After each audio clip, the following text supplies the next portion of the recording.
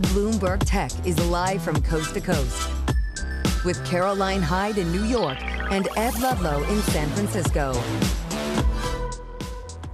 This is Bloomberg Tech. Coming up, Cerebras is now seeking to raise as much as $4.8 billion in its IPO, upsizing a listing that could be the biggest so far this year.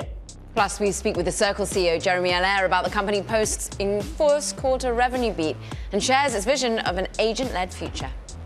And Google researchers say they have uncovered the first ever zero-day attack built by artificial intelligence. We'll have the details. We will, but first we check in on these markets that just relentlessly push higher. We're currently seeing the Nasdaq 100 up 0.1%. We are on track for another record on the Nasdaq 100. We're seeing some tentative moves in the broader benchmarks. Look, we are worried about what's happening in the Strait of Hormuz. We're worried about whether conflict continues between Iran and the United States. We worry about peace talks, but more broadly, tech wants to go higher, and it is fueled to a potential 7 weeks of gains, Ed. That'll be the longest winning streak in the Nasdaq 100 since October 2024, Ed.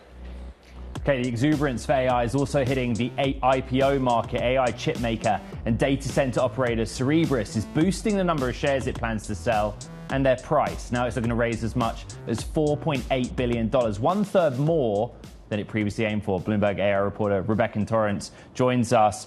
We got confirmation now of what Bloomberg had already been reporting. So it's a funny thing to say, the biggest IPO potentially so far this year, just like with SpaceX waiting in the wings later in the year. But there's a lot of interest here, big oversubscription. Massive oversubscription, Ed. We reported on Friday that the IPO was more than 20 times oversubscribed and expected this price range bump coming. The previous price range was $115 to $125 per share, and now it's up to $150 to $160 per share. At the top end, that will value Cerebras at over $34 billion. That is making it the biggest IPO so far this year by a long shot, and a clear demonstration of the insatiable demand for AI compute and AI infrastructure. And insatiable demand for stocks that are related to them in some way. I mean, it's got to be music to the bankers' ears, the CEOs' ears, when we have record high after record high, a lot of it being galvanized by the AI trade more broadly. Are there any nerves coming through from retail investors, institutional investors, as to the issues that Cerebras has to make sure that market share can be a win and that supply chains aren't an issue? I would say less nerves than just pure unfettered excitement. I mean, there has been so much buildup in the IPO market, so much demand for new listings over the past few years. You know, we really haven't seen that many. And so far this year, Cerebras has clinched partnerships with Amazon and OpenAI to sort of prove out that, you know, the demand is real and it's going to translate into real capital. And that is being reflected in the demand that we're seeing for its IPO. Rebecca, just quickly run us through the mechanics of the week. We think this is expected to price May 13th, right? That's correct, on Wednesday afternoon, and we would expect shares to begin trading on Thursday. Bloomberg's Rebecca Torrance, top reporting. Thank you very much. Let's discuss what this means for broader tech markets with Carol Schleif, Chief Market Strategist at BMO Wealth Management. So we're in this really interesting moment, right? Caroline said it at the top, 6 straight weeks of gains on the Nasdaq 100.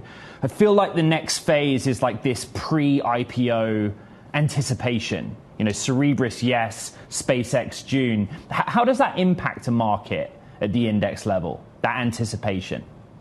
Well, I think the anticipation does keep a lot of eyes obviously focused not just on AI, but on the broader index. And it's interesting because on the one hand, yes, markets have gone up, but so too have earnings. We've just come through an earnings season. We're almost towards the end of it. When you've got top and bottom line growing double digits, not just among tech, but that anticipation is there. We'll see if we get several $1 trillion sized deals later this year, what the investment appetite is and how much can be absorbed. Because unlike your former commentator, we do have some nervous clients because on the one hand, they don't want to get off the bus. On the other hand, they're scratching their heads about how can markets be at all-time highs when you've got all these concerning short-term headlines, which you just mentioned. Carol, can we not have two things being correct at the same time? Yes, there are short-term issues. Yes, oil is an issue. And in some ways for chips, helium and other things that pass through the Strait of Hormuz are an issue. But longer term, the drive towards AI infrastructure is only a supply side issue rather than demand. Yep, exactly. And that's exactly what we've been writing to our clients. I wrote a piece last Friday talking about a brave new world and just laying out the case for this next phase that we're in, because the orders of magnitude that we're talking about investing in capital infrastructure, that tends to tee you up for very good performance from a productivity standpoint, from GDP. And we're seeing it start to creep in the numbers, because it's not like the markets are just floating up without earnings and revenue and margin support, and you're seeing very well managed tech companies that are paying a lot of attention to their margin management and the way they're managing their people and their costs and their inputs. And you're exactly right that it's capacity constraint. It's not like we're going to have dark data centers.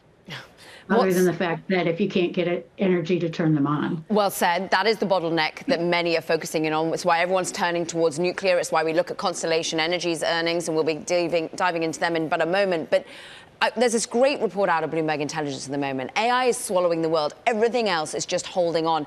Is that the sense you get from clients at the moment, Carol? Because this isn't just a US trade, and boy, have we seen Qualcomm, Micron, other of the chip sectors up today, and the stocks has been extraordinary.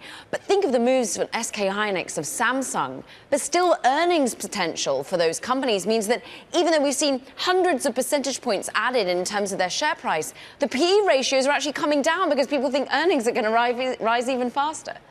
That's exactly it. And the markets are telling you underneath the surface, too, that even with all of the issues going on in the Strait of Hormuz and the fact that the bulk of that oil goes to Southeast Asia, those stocks are rallying anyway, because they're telling you this is a lot bigger. And one of the phrases we had used in last week's piece was, how about, yeah, I mean, it's like we're all grabbing the tiger by the tail and just hanging on for the ride. But it's got fundamental underpinnings to it, and it touches so many other places. And you take, I spent the weekend talking to grandkids about how exciting space is, and right. Lots of things going there. There's so many things we haven't even started to explore. I'm changing my mind. I just asked Marguerite in the control room to bring back that research, but you brought up space, so I'm going to pivot. Right. The point of that research is that the entire market, in terms of profit growth, is held up by a very small number of companies. Yes, they're around the world, AI infrastructure related. SpaceX is trying to sell that story as well, right, with its IPO. The vision the bankers are putting out on the roadshow is orbital data center. How easy is that for you to translate to clients, Carol? Like, is that believable for the biggest IPO of all time? Well, the IPO aside, when you take the Artemis mission and what was going on there, and the fact that actually when you look at earnings, it's not just a handful of companies, because we had double-digit revenue growth. I pulled the numbers from Bloomberg this morning, and you had double-digit revenue and bottom and earnings growth in 8 out of 11 sectors. So this is pretty broad spread, right. And there's a lot of companies playing into it. But space, I mean, clients love to talk about space. The Artemis mission got kind of shoved aside because it coincided with increased hostility in the Middle East, so it got pulled short term. But this is definitely a market that wants to lean into that long-term story, and investors are all about it.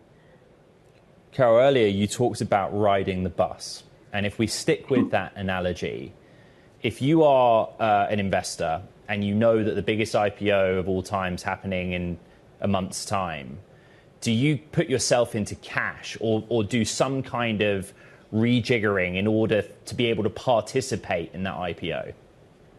Well, we don't necessarily go chasing down IPOs any more than I did managing money for clients in the 90s IPOs per se. But strategic rebalancing is something we do all along, and trimming some of your losers or some of the winners, if you will, trimming some of the gains that you've made there to make sure that the portfolio stays balanced. Intermediate and longer term is where you want to be. We've been growth biased all along.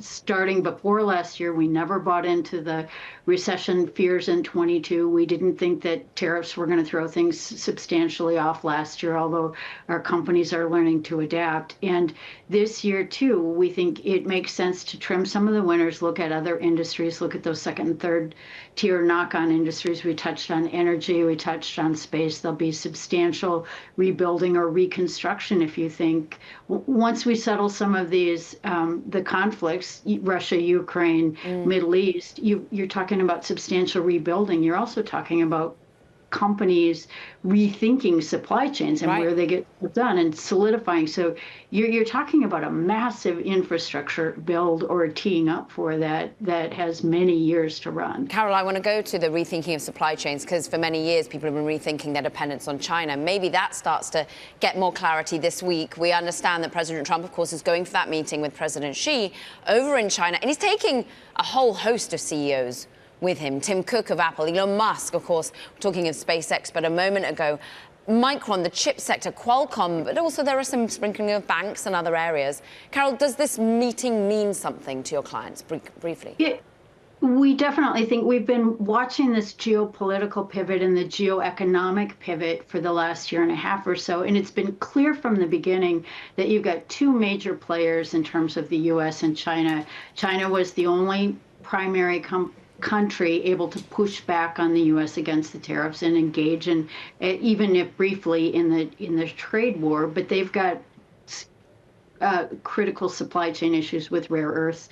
The U.S. has critical supply chain issues with energy and materials, and clearly they want to have a collaborative relationship where there's certain things that we want to manufacture here, certain things China wants control over, but business deals are what the administration is all about, and hence bringing a lot of those companies with. But you've got a lot of interesting interplay to watch here and how this thing plays out. Carol Schleif of BMO Wealth Management, thank you very much indeed for joining us today. Look, we did just talk about how earnings are the name of the game. Constellation Energy is actually down by 4.5%. This is as they reported first quarter operating revenue that beat, but they're facing pressure from nuclear refueling outages in particular. Look, this is about execution, and boy, has there been a dependence on companies like this, Ed, when we think about the future of data centers and potentially with some sort of cleaner energy like nuclear. Okay, coming up on the program, we're actually going to go back to earnings. We speak with Circle CEO Jeremy Allaire after the stablecoin platform posted a first quarter revenue beat and announces an agent-led future. This is Bloomberg Tech.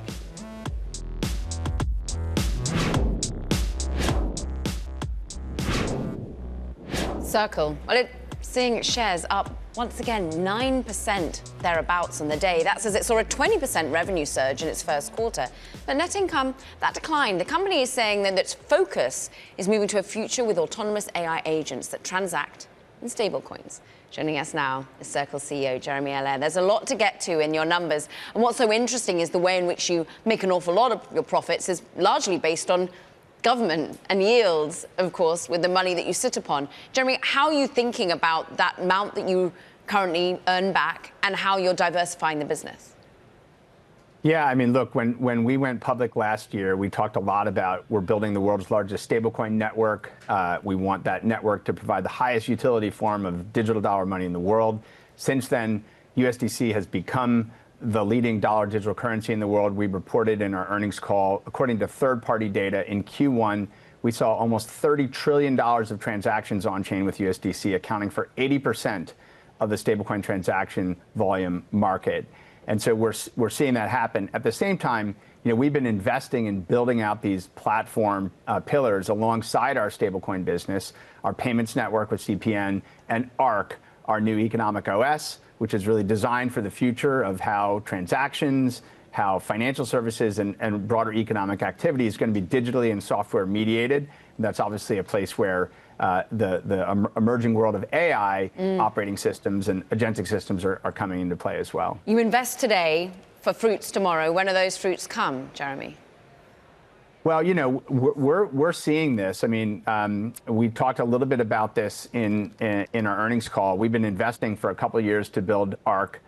We announced this morning that we had pre-sold $220 million of ARC tokens with A16Z Crypto as the leader, but also major financial companies, Apollo, BlackRock, Standard Chartered, Intercontinental Exchange, and many others.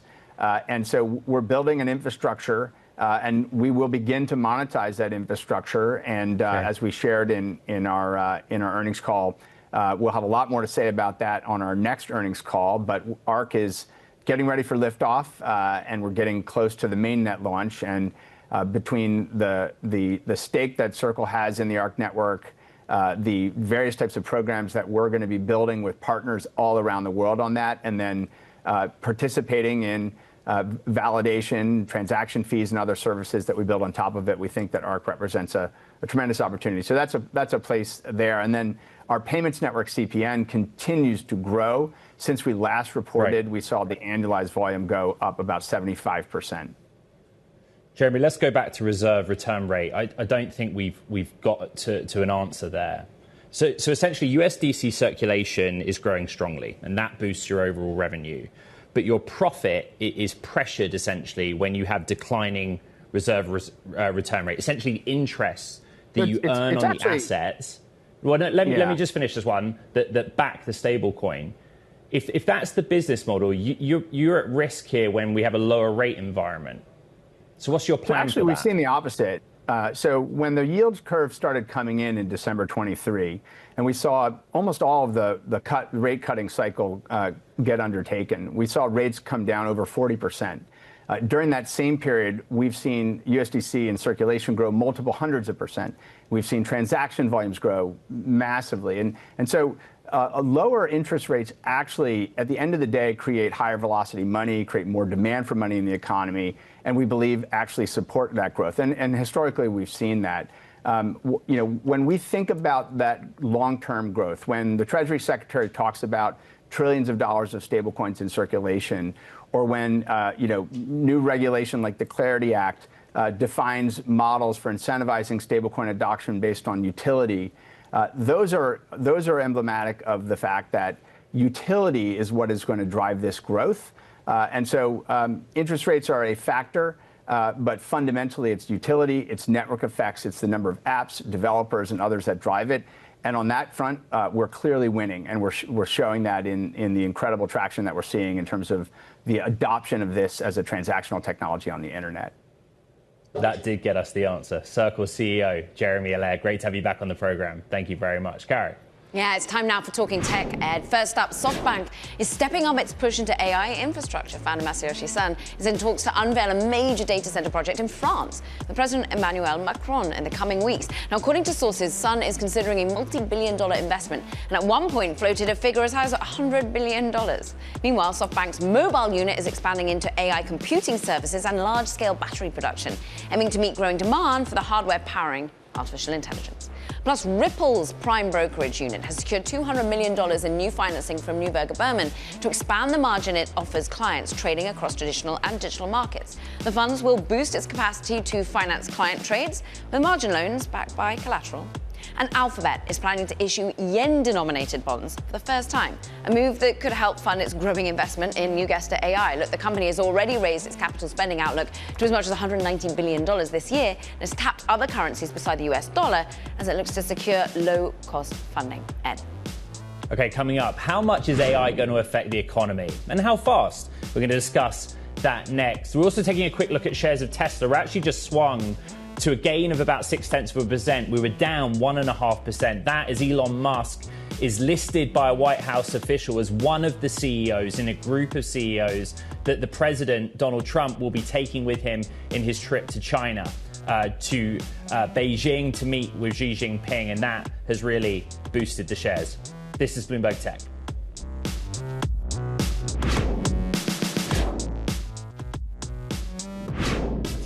OpenAI will acquire a consulting company tomorrow to contribute to a new private equity-backed joint venture. The goal, help drive adoption of its AI software across more businesses. The new entity will be staffed with roughly 150 employees focused on deploying AI software. Karen. Now, companies like OpenAI are investing heavily in AI to boost productivity. But a new consensus perhaps suggests that the global workforce staring down some sort of displacement crisis. Joining us now for really how we are going to see AI boost productivity or not is Bloomberg's Stacey Vanek Smith, who's got a great story out in Business Week. And it starts with a bet between two key economists as to whether productivity is actually going to go up and to the right. Are we seeing signs that AI is boosting productivity, not at the expense of me and labor? We are seeing signs that AI is boosting productivity, but it does seem to be coming potentially at the expense of jobs. So it is a really good news, bad news situation, I think. We just got productivity numbers out for the first quarter of 2026. They came in quite high, 2.9% year over year, which was higher than people expected. So that is evidence that robots are boosting our productivity. At the same time, I think we've all been covering the job market, and it's not great. So I think there's just a lot of concern, and rightly so, that the AI is displacing jobs. It's so difficult to see clearly through the metric of productivity. Like, we've been growing at 2% since 2020. Do we know for certain that there's like a tangible AI contribution in each of those numbers? This is a great question. It is so hard to know where the productivity is coming from. So the bet that you referred to was between two economists here in the U.S., Eric Brynjolfsson at Stanford and Robert Gordon at Northwestern. And they bet on productivity growing by an average of 1.8% between 2020 and 2030. It seems like it's going to beat that, but there are a lot of questions as to why. When I was talking to Robert Gordon about why productivity had grown so much, he thought it was potentially layoffs. A lot of the layoffs that we've been seeing have boosted productivity because it's a very simple equation. It's just the amount our economy produces divided by hours worked. So the second you take a bunch of workers out of the workforce, then that number can go up, even if it doesn't, our productivity isn't necessary, even if the productivity isn't growing as fast as we hope. Top analysis. Thank you very much. In the next 30 minutes or so, we are going to be keeping our eyes on the court in Oakland, where Microsoft CEO Satya Nadella is set to take the stand in Elon Musk's lawsuit over the non-profit status of OpenAI. Remember that Musk is suing OpenAI and its two founders, Sam Altman, Greg Brockman, and Satya Nadella, Caro. It's a kind of a wow moment too. It is, whether at least a couple of hours that he'll take to the stand, understanding the intricacies of which Microsoft first came into OpenAI to back it. Remember, this is really the moment that Elon Musk takes issue with. When? Because OpenAI would argue compute capacity meant that they had to take outside financing. It was that moment that maybe the idea of it being a not-for-profit started to fall away. I would read the California brief from our Bloomberg law team, where they basically point out so far there's no smoking gun email communication. It's just been about egos and personalities, Musk versus the others. All right, coming up, Alphabet on the verge of a historic milestone, poised to potentially become the world's most valuable company. Got more on that next in what will be today's big number. It's halftime. Stay with us. This is Bloomberg Tech.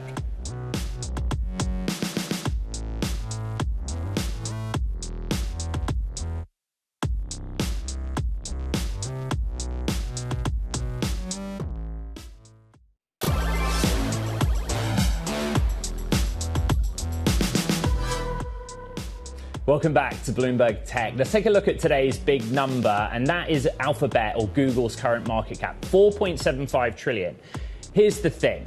It had become a dominant player in the AI space and was on the brink of overtaking AI chip giant NVIDIA, potentially as the world's largest company. I say, here's the problem. Actually, in this Monday session, Alphabet's down almost 2% and NVIDIA is up 3%. But the gap had been closing. So NVIDIA, the world's most valuable company, around $5.4 trillion market cap. Alphabet was heading toward the $5 trillion club. Why?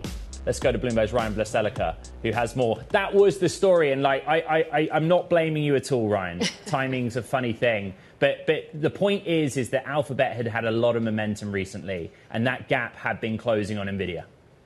Absolutely. I think there is a growing appreciation that when you look at any part of artificial intelligence, Alphabet is extremely dominant in that area, if not the most dominant company. So we can talk about how strong Gemini is, their AI model. We can talk about how growth at Google Cloud is accelerating. We can talk about how AI seems to be improving growth trends at Google Search, at YouTube. We can talk about physical AI with their Waymo self-driving car company.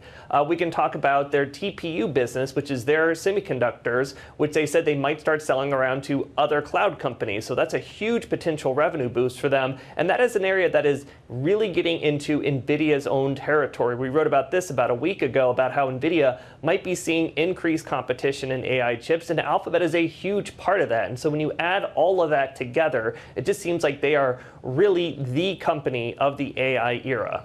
The vertical integration has been something that the flywheel effect has come into play in earnings recently.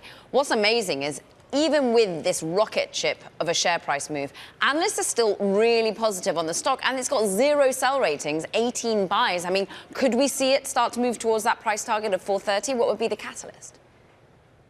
Well, we've just seen a real grind higher in the share price for a while now. I think the latest results really just reinforced how strong they are on all these different issues. And when I talk to portfolio managers and investors, they will say that even if we saw something like OpenAI come out with their latest model, let's say it's better than Gemini on whatever metrics you want to use, that really just speaks to increased AI adoption overall, which is probably going to end up being a tailwind for Google Cloud, for the chips business. It really seems like even if one leg of the story starts to falter, the other ones are able to kind of pick up the slack here. So it's a very diverse sources of revenue. It's much less dependent on one major business like you might say of NVIDIA. Right.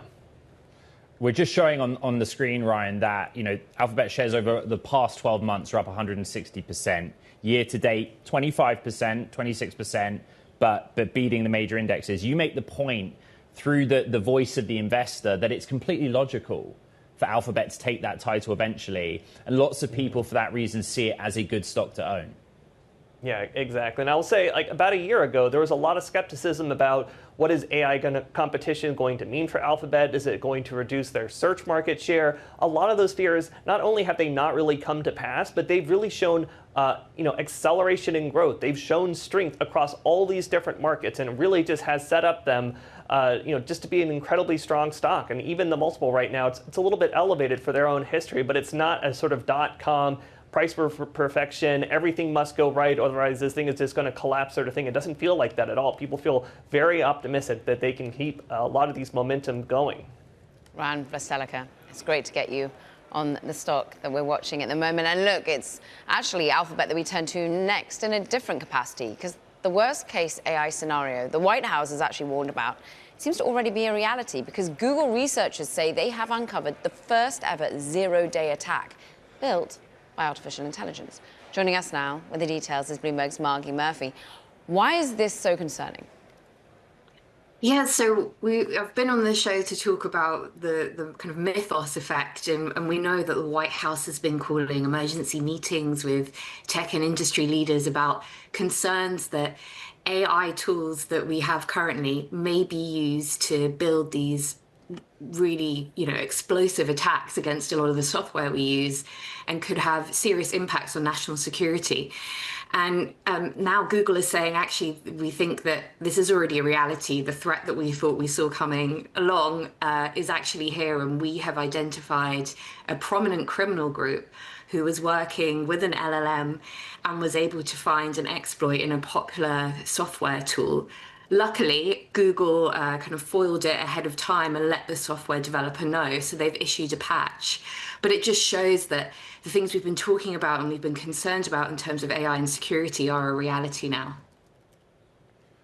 0 day, I think, just help us out. I'm learning so much through the reporting, but the basics of what that is, a 0 day vulnerability, and the fact that this is an artificial intelligence linked or discovered one, please. Yeah, so a 0 day means that it's a flaw that in a piece of software that the developer didn't know about or nobody else knew about. So once it becomes apparent, once a hacker has identified it, they have exactly 0 days to fix that. So it's a big concern, because then you're a step behind anyone trying to get in and exploit it to potentially get into your customers' systems. And in terms of AI being able to generate that, it's all about the speed and this race between the defenders and the attackers. So if an AI like LLM is able to scan and find these 0 days, these previously unknown flaws in a lot of the software we use, it means that we're going to quickly see a lot of exploits, and potentially these could be further down the line, potentially a load of hacks that otherwise, would have been more trickier for these kind of criminal actors or espionage actors to have conducted. Now, remind us what the spokespeople you've been talking to have said about who's to blame, which LLM was behind it, and more broadly, sort of whether or not there was mythos, because there's an argument against that. Right. So Google's been very clear that they don't believe it's mythos. They don't believe it's Gemini, which is its own LLM. However, they're keeping the name of the LLM they believe was used under wraps. They're saying to protect their sources because they have kind of intelligence which suggests who's using what. And frustratingly, we're not also going to hear about the software that was developed or the criminal group that they've been tracking either. So that kind of makes it a little bit more challenging for figuring out. But I think the broader story here is it doesn't matter which LLM it was. It's the fact that there's LLMs that are available right now for people to use that are being abused in this way. Bloomberg's Margie Murphy. Thank you very much. Now, coming up, we're going to be joined by Dan Wagner from Rezolve AI as the company's making a bid for commerce.com. Details next. This is Bloomberg Tech.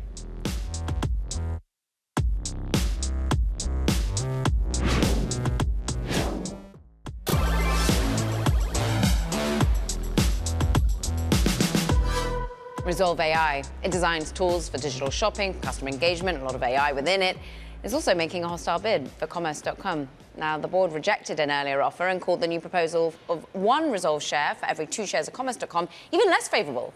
Rezolve AI CEO Dan Wagner is here to talk about the agentic AI opportunity, along with, I hope, a discussion about why M&A would make sense for your business at this moment. So let's start with the M&A. Why want to become bigger? What are the opportunities to lean in as a Rezolve plus commerce.com business? Well, so I think first of all, you've got to frame it within the context of our growth. So we're seeing fantastic growth in our business, extraordinary momentum. We went from nothing to 232 million of contracted annual revenue in 1 year. We did 60 million in the first quarter in revenue versus the whole year last year, 46 million. So we're growing at an incredible rate. And in this space, when you have the best product in the vertical that we're operating in, which is commerce and retail, it's very important, having been building tech businesses over many decades, although you couldn't possibly tell my youthful demeanor. Not going to age you. That the most important thing is a kind of land grab, right? Yeah. We have to move quickly to consolidate our position as a leader. Now, we're doing that anyway organically, but if we were to acquire commerce.com, which is a stock that's really, a business that's really kind of stuck and needs us to unlock it, unlock the value, we immediately give ourselves a greater presence. And we will continue to do deals like that when they're available at good value to increase our market position. So what would be unlocked with a commerce.com is like the companies they already work with, the client base that they have. And you unlock it with this future of agentic AI. Look, let's just talk about the agentic commerce offering, because you're even a little bit in the world of crypto, and we've just had Jeremy Allaire of Circle on, and he thinks his business and stable coins are the future of agentic commerce. He's right. How are you the rails rather than a Circle, for example? So Circle is a coin, is a token. But you need that token to be sitting on some sort of infrastructure to allow it to be used in everyday commerce, right? So, for example, if you went to Starbucks today, you're not going to use stablecoins to buy your coffee. We're going to facilitate that change with Rezolve Pay so that the retailers and the brands can take stablecoins in the same efficient way for a consumer as credit cards and other forms of payment. Because crypto, as we know it today, is a frustrating and clunky experience. And we're changing that with Rezolve Pay so that it's as good, if not better, an experience as what you're used to. Often, sometimes, M&A is strategic, right? And so commerce.com is 60,000 merchants. Would you say, Dan, that's the strategic value of it? And if so, you'd boost your offer? You'd be willing to pay more of a premium to realize that strategic asset? So, yes, a 60,000 merchant base that's frustrated with them because there's been lack of innovation. I mean, they're forecasting growth of 1.5% in the next 12 months. I mean, you can't even imagine such a sort of embarrassing growth rate for a business in commerce. 1.5% is just it's ridiculous, We're growing, conversely, 750% year on year, 750%. So, you've got a company where it is at the moment which is not really innovating. It has a large footprint that's historically been gained over a decade of providing services, but it's kind of lost. And it needs us to come and inject value and enthusiasm and innovation into that customer base to energize them. Now, do we need them? No, we don't, because as I've just told you, we're growing 750% year on year, and we've got all this momentum and everything else. But if we were to buy them, we could unlock that value and grow that element of the business much faster than it is today. In answer to your question, yes, I think we're open to being more generous with a deal. But the board rejected us, and then they put in a poison pill, and I really can't be bothered with a board that is so locked in its own protection that they can't see the benefit of a combination with us. We should have any sensible board should be having a proper conversation with us to try to extract the best value for their shareholders and fully embrace this opportunity. What about the competition and risk to you? I've enjoyed reading about Rezolve and trying to understand the story, right? And it's whoever controls the agent layer wins in commerce. And a very reasonable question that the Bloomberg Tech audience would pose is, why doesn't an Amazon or an Alphabet or Google or even OpenAI just do what you do and come for you? I mean, they've tried. Some of them have tried.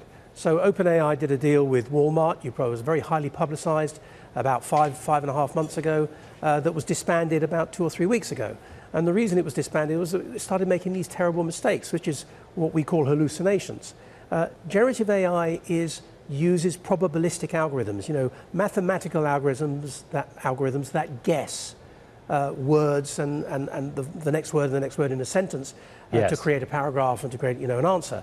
And when you're guessing things, there is an element of error. And we knew this from the very outset because of my background in search and for decades and being involved in some of the major innovations in search technology in the 90s and the early noughties. So we knew that this would happen. So we spent the last 10 years preventing hallucinations. That's really our primary position. And of course, we did it with a very clear vision of providing that technology to represent digital platforms as the best salesman on the planet, interacting with customers. But you can't have the best salesman on the planet who's hallucinating, who's saying the wrong things, making mistakes. Then you end up with returns, the misled customers buying the wrong products, and so on. So we believe, and Microsoft and Google have endorsed that belief, that we have the only technology that in this vertical that is reliable for merchants. They don't have to worry in deploying our technology that their representative, generative AI representative, is going to be selling the wrong things, making mistakes, misleading customers, and worse, insulting people. Dan Wagner, CEO of Rezolve AI, thank you very much for your time on Bloomberg Tech. Now, coming up, Apple looks to refine its macOS design and add a few new features. We have more on the reporting next. This is Bloomberg Tech.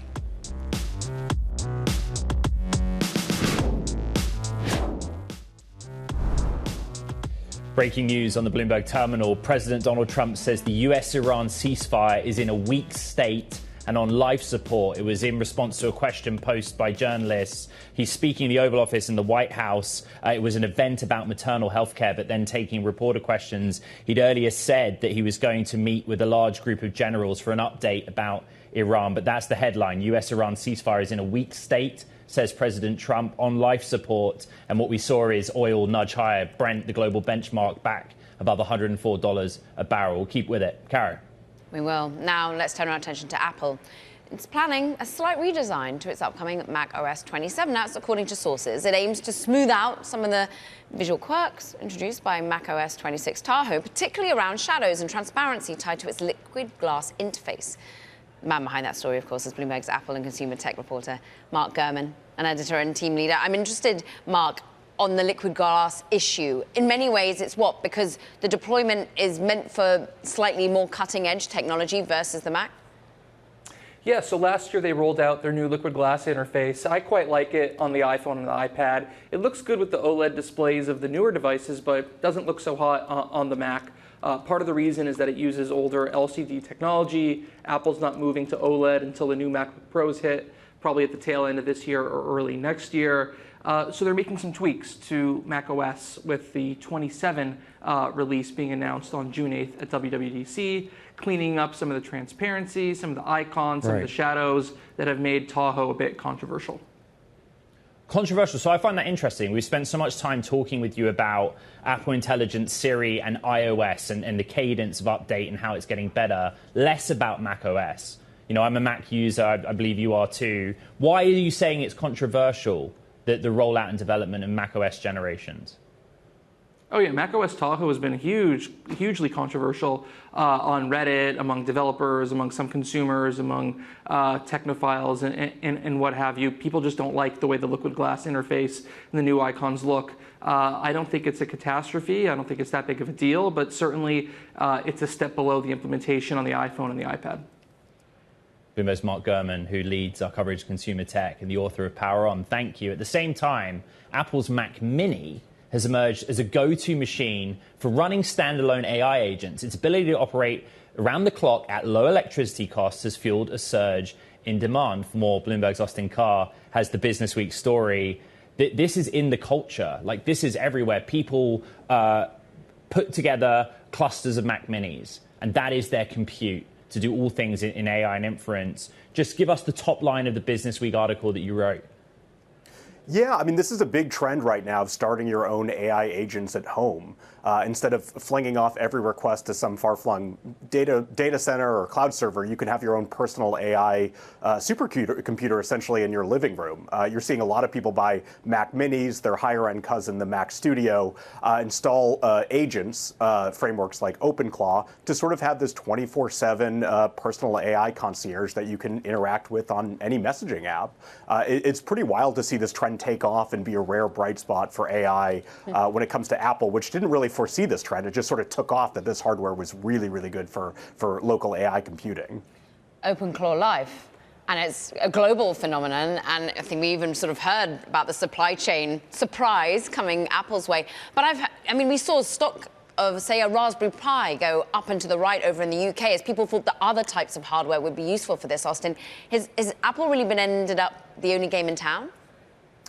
It remains to be seen. I think a lot of the hardware makers are chasing this future right now where the hardware is being tailored to merge some of the graphics processing and CPUs that were historically doing that processing separate. They're now merged into a unified architecture on Apple devices, which is really good for AI processing. It has a lot of memory bandwidth, and it can do a lot of things that just a few years ago weren't really that efficient to do. So you're seeing the hardware get remarkably better, tailored to AI, and at the same time you're seeing a lot of AI models becoming radically more efficient. If you remember last year with DeepSeek, one of the really amazing things about that model was how efficient it was in terms of doing a lot of the processing that it would take a lot more to do for an OpenAI or Anthropic to do.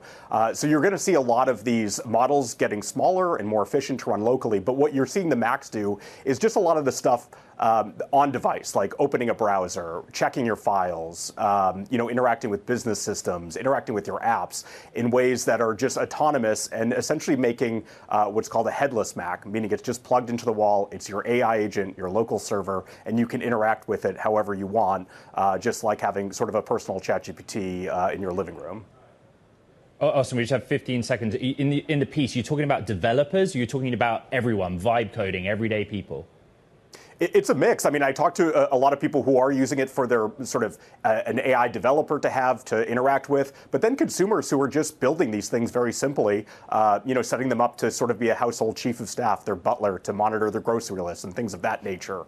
You can give them a lot more access to your local files, customize them in a lot of really fun ways, and you're going to see this trend take off a lot more when Apple sort of makes its own OpenClaw-like system eventually. I would assume that's where all this is heading.